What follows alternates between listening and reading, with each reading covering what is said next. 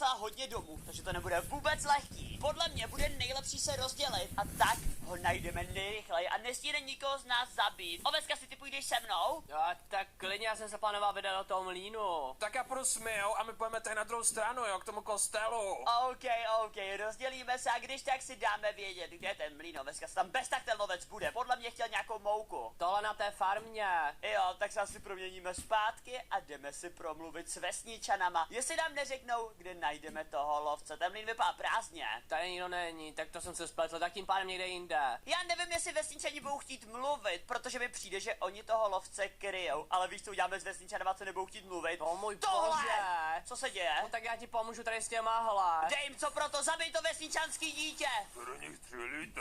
No my do nich střílíme, protože bychom chtěli zjistit, kde najdeme nějakýho zabijáka upíru, nějaký upíří lovec. Nevíte o tom nějaký informace vesničani, co?